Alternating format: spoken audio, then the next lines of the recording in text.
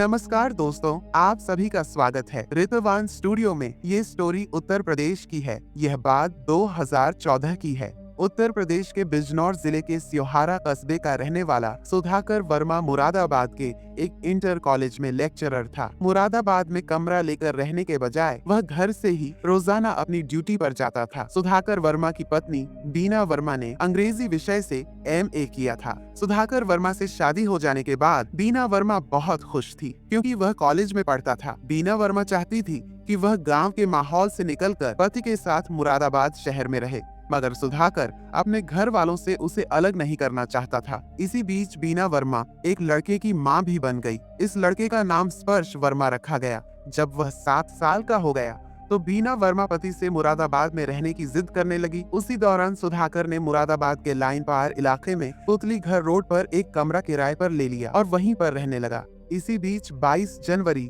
2014 को सुधाकर मुरादाबाद से रहस्यमय तरीके से गायब हो गया। सुधाकर के पिता राम वर्मा के बेटे से जब कई दिनों तक कोई बातचीत नहीं हुई तो उन्होंने उसका फोन नंबर मिलाया। उसका फोन भी बंद आ रहा था, इसलिए वह जब मुरादाबाद आए तो पता चला कि उसका कमरा 22 जनवरी से ही बंद है। सुधाकर SDM इंटर कॉलेज में नौकरी करता था। राम वर्मा उस कॉलेज में पहुंचे तो जानकारी मिली कि वह 22 जनवरी से कॉलेज भी नहीं आ रहा है। यह जानकारी मिलते ही राम वर्मा चिंतित हो गए।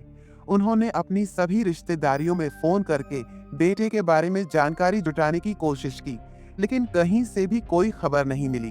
तो राम वर्मा परेशान होकर उन्होंने 30 जनवरी 2014 को मझोला थाने जाकर थाना प्रभारी को बेटे के गायब होने की सूचना दी। रामावतार ने पुलिस को बताया, सुधाकर की उसकी बीवी से नहीं बनती थी। मुझे पूरा शक है कि उसे गायब कराने में उसी का हाथ है। थाना प्रभारी के लिए यह समझना मुश्किल था कि कोई पत्नी भला अपने ही पति को क्यों गायब कराएगी। जांच के दौरान पता चला कि सुधाकर की पत्नी बीना वर्मा मुरादाबाद की MDA कॉलोनी में रहती थी। जब पुलिस वहां पहुंची तो बीना वर्मा के कमरे पर मौजूद नहीं थी। बीना वर्मा के गायब होने से राम वर्मा की बातों में सच्चाई की झलक पुलिस को देखने लगी। पुलिस ने बीना वर्मा को तलाशने की काफी कोशिश की, लेकिन उसकी कोई जानकारी नहीं मिल सकी। पुलिस ने जब सुधाकर वर्मा के मोबाइल फोन की कॉल डिटेल निकाली तो एक चौंकाने वाली बात सामने आई।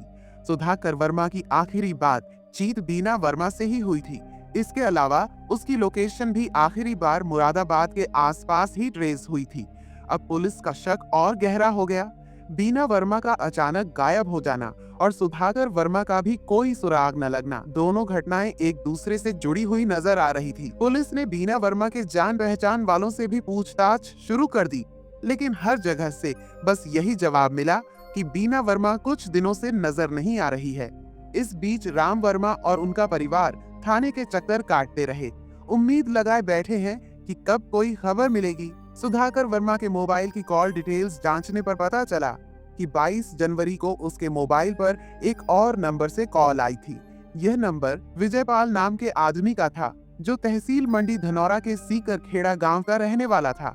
जांच में पुलिस को यह भी पता चला कि 22 जनवरी को सुधाकर का मोबाइल फोन भी उसी इलाके में यानी सीकर खेड़ा गांव के आसपास था।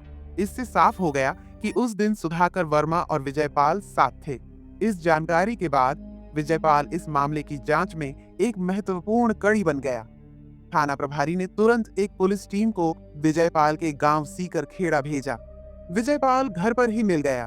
वह खुद उत्तर प्रदेश होम गार्ड में नौकरी करता था, फिर भी पुलिस को देखकर डर गया। पुलिस ने उसे पकड़कर मझोला थाने ले आई और वहां उससे पूछताछ शुरू कर दी। होम गार्ड में काम करने की वजह से विजयपाल बहुत चालाकी से पुलिस के सवालों के जवाब टालता रहा। उसकी बातों से साफ लग रहा था कि वह सुधाकर वर्मा के बारे में कुछ जानता है, लेकिन सच छुपा रहा है। इसलिए पुलिस ने उस पर सख्ती की। आखिरकार दबाव पड़ने पर विजयपाल ने सच बताना शुरू कर दिया। विजयपाल ने बताया कि सुधाकर वर्मा अब इस दुनिया में नहीं है।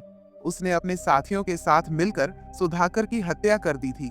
इस साजिश में सुधाकर की पत्नी बीना वर्मा भी शामिल थी। यह सुनकर थाना प्रभारी चौंक गए। जब उन्होंने सुधाकर की लाश के बारे में पूछा तो विजयपाल ने बताया कि उसने लाश अपने घर में दबा दी थी। फिर थाना प्रभारी विजयपाल को लेकर उसके गांव सीकर घेरा पहुंचे। इस दौरान उन्होंने अपने बड़े अधिकारियों को भी सुधाकर वर्मा की हत्या की जानकारी दे दी थी। खबर मिलते ही पुलिस अधीक्षक आशुतोष कुमार और पुलिस अधीक्षक महेंद्र यादव भी सीकर खेड़ा गांव पहुंच गए। गांव वालों की मौजूदगी में पुलिस ने विजयपाल के बताए हुए स्थान पर खुदाई करवाई। खुदाई में सचमुच सुधाकर वर्मा की लाश मिल गई। करीब 1 महीने तक जमीन में दबे रहने के बावजूद लाश ज्यादा खराब नहीं हुई थी। मौके पर सुधाकर के पिता राम वर्मा भी मौजूद थे। बेटे की लाश देखकर वह जोर जोर से रोने लगे हैं। लाश की पहचान होने के बाद पुलिस ने जरूरी कानूनी कार्रवाई पूरी की और फिर लाश को पोस्टमार्टम के लिए भेज दिया। पुलिस ने विजयपाल को थाने लाकर सुधाकर वर्मा की हत्या के बारे में पूछताछ की तो फिर जो कहानी विजयपाल ने बताई वह परिवार के रिश्तों को हिला देने वाली थी। सुधाकर वर्मा उत्तर प्रदेश के बिजनौर जिले के स्योहारा कस्बे के रहने वाले राम वर्मा का बेटा था। अंग्रेजी में एमए करने के बाद वह नौकरी की तलाश कर रहा था। आखिरकार उसे मुरादाबाद के एसडीएम इंटर कॉलेज में लेक्चरर की नौकरी मिल गई। बेटे की नौकरी लगते ही राम वर्मा ने उसकी शादी कर दी। सुधाकर की शादी ज्योतिबा फुले नगर अमरोहा जिले के मंडी धनौरा कस्बे की रहने वाली बीना वर्मा और सुधाकर वर्मा से हुई। यह शादी करीब 10 साल पहले हुई थी। बीना वर्मा भी अंग्रेजी में एमए की हुई थी और शादी के बाद वह सुधाकर के साथ खुश थी। लेकिन कुछ समय बाद ऐसा हुआ कि उसे लगा कि यह शादी उसे परेशान कर रही है, जो उसने कभी सोचा भी नहीं था। असल में बीना वर्मा का स्वभाव जिद्दी था और यही कारण था कि शादी के 2 साल बाद ही सुधाकर के साथ उसकी खटपट शुरू हो गई थी। इस स्थिति में सुधाकर की भी कुछ गलती थी।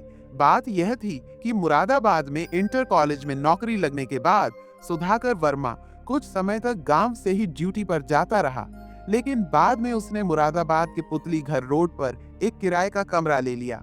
मुरादाबाद में रहने के बाद वह सप्ताह के अंत में ही घर लौट पाता था। बीना जब सुधाकर से कहती कि वह उसे अपने साथ मुरादाबाद ले जाए, तो सुधाकर हमेशा उसे झूठ बोलता और कहता कि वह बरेली में अपने दोस्त के कमरे पर रहता है।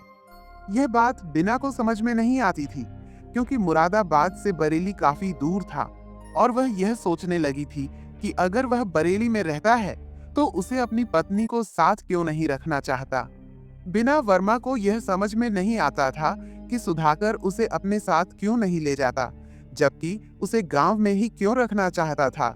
जब भी सुधाकर से मुरादाबाद में साथ रहने की बात करती तो वह हमेशा माँ बाप की सेवा का बहाना बनाकर उसे घर पर ही रहने के लिए कह देता। जब उनका बेटा हुआ तब भी सुधाकर ने उसे मुरादाबाद अपने साथ नहीं लिया। घर में कलह बढ़ने पर सुधाकर के माता पिता ने उसे समझाया और फिर वह अपनी पत्नी और बेटे को मुरादाबाद अपने साथ ले आया। शुरू में बिना अपने पति के साथ खुश थी, लेकिन उसकी खुशी ज्यादा समय तक नहीं टिक सकी। असल में बिना उच्च शिक्षित होने के बावजूद घर की 4 दीवारी में सिमट कर रह गई थी। वह नौकरी करना चाहती थी, लेकिन सुधाकर उसे हमेशा नौकरी करने से मना कर देता था। बीना भी अन्य महिलाओं की तरह पति के साथ शहर में घूमना चाहती थी, लेकिन सुधाकर का रवैया कुछ अलग था। वह बीना वर्मा को हमेशा घर में ही रहने की सलाह देता था, न तो उसे शहर में घुमाने ले जाता था और न ही अकेले बाहर जाने की अनुमति देता था। सुधाकर पत्नी की भावनाओं को समझ नहीं पा रहा था, जिससे बिना मन ही मन घटने लगी। जब कभी वह अपनी नाराजगी जाहिर करती तो दोनों के बीच झगड़े शुरू हो जाते थे। घर में आए दिन होने वाली कलह से सुधाकर परेशान रहने लगा और अंततः एक दिन उसने बिना को घर से निकाल दिया। बिना वर्मा भी जिद्दी स्वभाव की थी, इसलिए उसने बेटे के साथ एमडीए कॉलोनी में किराए पर फ्लैट लेकर अलग रहना शुरू कर दिया।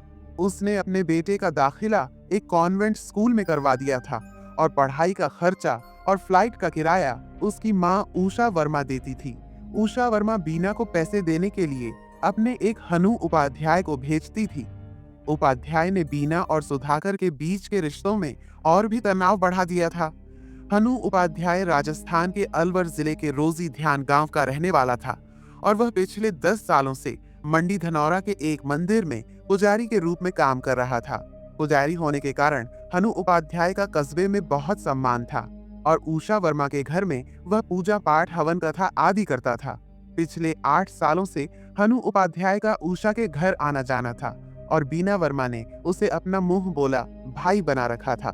लेकिन बीना वर्मा पर गलत नीयत थी। जब बीना वर्मा जवान हुई तो हनु उपाध्याय ने 26-27 साल की उम्र में बिना से नजदीकी बढ़ाने की कोशिश की, लेकिन बिना ने उसकी बातों को नजरअंदाज किया। उषा जो उपाध्याय पर बहुत विश्वास करती थी, उसके कारण अनूप बदनामी के डर से अपनी भावनाओं को बिना से नहीं कह सका। इसके बाद जब बिना की शादी सुधाकर वर्मा से हो गई तो को बहुत दुख हुआ और वह कुछ नहीं कर सका। हनु ने बताया कि बीना वर्मा और सुधाकर की कुंडली मेल नहीं खा रही है, इसलिए इनकी गृहस्थी में शांति नहीं रह पाएगी। उसने यह भी कहा कि ग्रह नक्षत्र सही नहीं होने की वजह से बीना वर्मा को पति से सुख मिलने की संभावना नहीं है। जब बीना वर्मा ने इसका समाधान पूछा तो हनु ने अपने स्वार्थ को साधते हुए सलाह दी कि बिना अपने पति के साथ लगातार न रहें, बल्कि वह महीने 2 महीने में मायके जाती रहे और मंदिर में आकर पार्वती का पूजन करें तो समस्या कुछ हद तक कम हो सकती है। हम की सलाह पर बीना वर्मा ने बार बार मायके जाना शुरू कर दिया और वह उसी मंदिर में पूजा करने जाने लगी जहां हनु पुजारी था। इस दौरान बीना और हनु के बीच दी की बढ़ने लगी। पति पत्नी के बीच चल रही नाराजगी का फायदा उठाकर हनु ने एक दिन बिना को एक ऐसी बात बताई जिससे उसकी गृहस्थी में और कड़वाहट आ गई। पंडित नेहरू ने बिना से कहा कि सुधाकर का बरेली की एक लड़की के साथ चक्कर चल रहा है और वह उससे शादी करने की सोच रहा है। इस कारण वह बिना को अपने साथ नहीं रखना चाहता। बीना को हनु की बातों पर विश्वास हो गया क्योंकि सुधाकर ने खुद उसे बरेली में रहने की बात कही थी। इसके बाद बीना का शक पति पर और गहरा हो गया। इस बीच पंडित थानों के साथ उसकी नजदीकियां बढ़ने लगी और दोनों के बीच एक रिश्ता विकसित हो गया जो केवल पति पत्नी के बीच बनता है। बिना जब मायके से मुरादाबाद में अपने पति के कमरे पर आती तो हम भी वहां मिलने के लिए पहुंच जाता था। सुधाकर को वाहनों की गतिविधियों पर शक था, इसलिए वह बिना से पूछता था कि हम वहां क्यों आता है। बिना हिरणों के आने का कारण यह बता दी कि वह उसके मुंह बोले भाई हैं और माँ के यहाँ आने जाने के कारण पारिवारिक संबंध है। हालांकि बिना के बहाने कुछ भी हो, लेकिन सच्चाई यह थी कि सुधाकर को हरनौट बिल्कुल भी पसंद नहीं करता था। हनु ने बिना के बारे में मनगढ़ंत बातें फैलाई और बिना के पति और पत्नी के रिश्ते में और ज्यादा दरार डाल दी। इसके परिणाम स्वरूप बिना को पति से अलग होकर MDA कॉलोनी में किराए के मकान में रहना पड़ा। इसके बाद हनु बेखौफ बिना के पास आने लगा। अपनी बेटी बिना का खर्चा उठाती थी और वह विश्वास पात्र हनु के जरिए पैसे भेजती थी। हालांकि पंडित हनोवर बीना के बीच 1.5 साल पहले शुरू हुए नाजायज संबंध इतने गहरे हो गए थे कि दोनों ने जीवन भर एक साथ रहने का फैसला किया, लेकिन इस बारे में उषा वर्मा को कुछ भी जानकारी नहीं थी। उषा ने कई बार सुधाकर को समझाने की कोशिश की, लेकिन उस पर कोई असर नहीं पड़ा। इसी बीच ने भी अपना स्वार्थ पूरा करने के लिए सुधाकर के खिलाफ ऊर्जा के कान भरने शुरू कर दिए थे। दरअसल हनु सुधाकर को रास्ते से हटाकर बीना के साथ शादी करने का रास्ता तैयार करने की कोशिश कर रहा था। इस स्थिति में हनु ने उषा को सलाह दी कि बिना के जीवन में सुधार के लिए सुधाकर को रास्ते से हटा देना चाहिए। हनु ने प्रस्ताव रखा सुधाकर को ऐसे तरीके से निपटाया जाए कि किसी को शक भी ना हो और बिना को बाद में उसकी कॉलेज की नौकरी भी मिल जाएगी क्योंकि वह भी पढ़ी लिखी है। उषा ने हनु की बातों को गंभीरता से लिया और उसकी योजना पर विश्वास कर लिया। इस तरह से हनु ने अपने स्वार्थ के लिए उषा को और बिना को एक खतरनाक रास्ते पर धकेल दिया। हनु से विस्तार से बात की तो उसने सुधाकर की हत्या करने की जो योजना बताई उसे सुनकर उषा भी खुश हो गई, क्योंकि प्लान इतना फूल प्रूफ था कि हत्या का राज ही रहने की उम्मीद थी। अपने दामाद की हत्या कराने के लिए उषा ने 50,000 रुपए खर्च करने की भी हामी भर दी। पूरी योजना के बारे में बीना को भी जानकारी थी। हनु ने अपने दोस्तों और रिश्तेदारों को इस हत्या की योजना में शामिल किया, जिसमें विजयपाल, प्रेम मुकेश और राजेंद्र के अलावा बिना और उषा भी शामिल थी। वह पहले से सुधाकर से दोस्ती रखता था और हनु ने इस दोस्ती का फायदा उठाया। वारदात से कुछ दिन पहले विजयपाल ने सुधाकर से मुलाकात की और उसे एक प्लॉट के बारे में बताया। उसने कहा कि उसे पैसों की जरूरत है और वह अपने प्लॉट को बेचना चाहता है। विजयपाल ने सुधाकर को यह समझाने की कोशिश की कि यह एक अच्छा सौदा होगा, क्योंकि प्लॉट सड़क के किनारे है और उसे खरीदने से जल्द ही पैसे 2 गुने हो सकते हैं। इस बातचीत को विजयपाल ने सुधाकर से विश्वास जीतने और उसे योजना के तहत फंसाने के रूप में इस्तेमाल किया। सुधाकर की हत्या की योजना बड़ी चतुराई से बनाई गई थी। विजयपाल ने सुधाकर वर्मा से प्रॉपर्टी खरीदने के लिए संपर्क किया और उसे अपने प्लॉट को दिखाने के लिए बुलाया। सुधाकर, जो पहले ही प्रॉपर्टी में निवेश करने का सोच रहा था, ने इसे एक अच्छा मौका माना। हालांकि व्यस्तता के कारण बहुत पहले दिन नहीं जा सका, लेकिन 22 जनवरी 2014 को विजयपाल ने उसे फिर से फोन किया और उसे सीकर खेड़ा गांव आने के लिए कहा। विजयपाल ने सुधाकर को अपने घर बुलाया, जहां पहले से ही मुकेश प्रेम और राजेंद्र मौजूद थे। सभी ने मिलकर कुछ समय बातें की और जब हनु उपाध्याय वहां पहुंचा तो योजना को अंजाम देने का समय आ गया। हनु का इशारा पाते ही राजेंद्र और मुकेश ने सुधाकर के गले में रस्सी डाल दी और उसे कसकर घुटने लगे हैं। हालांकि सुधाकर हट्टा कट्टा था और उसने अपनी जान बचाने के लिए संघर्ष की। क्या उसके संघर्ष के बावजूद रस्सी टूट गई, जिससे उसके गले पर दबाव कम हो गया। रस्सी टूटे ही जान बचाने के लिए सुधाकर वहां से भागने की कोशिश करने लगा, लेकिन उन लोगों ने उसे दबोच कर गिरा दिया। उसी समय हन उपाध्याय ने सुधाकर को बेहोशी की दवा सुंघा दी, जिससे वह बेहोश होने पर उसका गला घोंट दिया। हनु ने उन्हें लाश को ठिकाने लगाने की योजना पहले ही दे दी थी। जब सुधाकर की हत्या हो गई तो उसके बाद सभी ने गड्ढा खोदकर लाश को दफना दिया और इस मामले को चुप रखने की पूरी कोशिश की। उषा ने विजयपाल को हत्याकांड के लिए 10,000 रुपये की पेशगी भी दे दी थी, जबकि बाकी पैसे बाद में देने का वादा किया था। अगले दिन 23 जनवरी को हनु उपाध्याय ने सुधाकर की आत्मा की शांति के लिए हवन भी किया, ताकि यह मामला पूरी तरह से छिपा रहे और कोई शक न हो। इसके बाद हनु बिना अलवर में रहकर अपनी नई जिंदगी शुरू करने लगे। सभी हत्यारे इस बात से आए स्वस्थ थे कि सुधाकर की हत्या का रहस्य कभी नहीं खुल सकेगा, लेकिन सुधाकर के पिता राम अवतार वर्मा, जो अपने बेटे के बारे में चिंतित थे, उसने कुछ दिनों से अपने बेटे से संपर्क न मिलने पर उसका फोन मिलाया, लेकिन वह बंद था। शक होने पर राम अवतार ने मुरादाबाद में सुधार के कमरे पर जाकर देखा, लेकिन वहां भी कोई जानकारी नहीं मिली। इसके बाद वह मझोला थाने पहुंचे और मामले की रिपोर्ट दर्ज करवाई।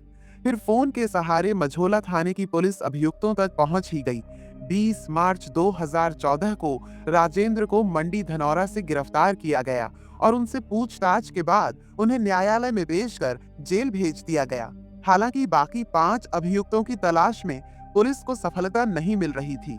पुलिस ने हनु उपाध्याय और बीना वर्मा के फोन नंबर को सर्विलांस पर रख दिया, जिसके परिणाम स्वरूप उनकी लोकेशन राजस्थान के अलवर जिले के थाना रौनी क्षेत्र में पाई गई। 30 मार्च 2014 को एक पुलिस टीम रौन थाना पहुंची, जहां स्थानीय पुलिस की मदद से हनोवर बिना को गिरफ्तार कर लिया गया। पुलिस ने दोनों से गहन पूछताछ की और अंततः दोनों ने सुधाकर की हत्या की पूरी कहानी उगल दी। इसके बाद हनु और बिना को 30 मार्च 2014 को अदालत में पेश कर दिया गया और उन्हें जेल भेज दिया गया। 20 मई 2013 को मुकदमे की सुनवाई जनपद न्यायाधीश डॉ अजय कुमार की अदालत में की गई। अदालत ने पथरावली पर मौजूद साक्ष्यों के आधार पर आरोपी पंडित उपाध्याय पूर्व होमगार्ड विजयपाल सिंह और राजेंद्र को हत्या का दोषी करार देते हुए आजीवन कारावास की सजा सुनाई। आरोपी उस विधि वर्मा की पथरावली अलग कर दी गई है। उनकी सजा का फैसला अभी तक हुआ नहीं। चाहे अपराध कितना भी चालाकी से छुपाया जाए, सच्चाई अंततः सामने आ ही जाती है। दोस्तों, आगे की कहानी अगली वीडियो में आएगी। अगर आप ऋतवान स्टूडियो को सब्सक्राइब नहीं किया है तो आप इस चैनल को सब्सक्राइब कर लें।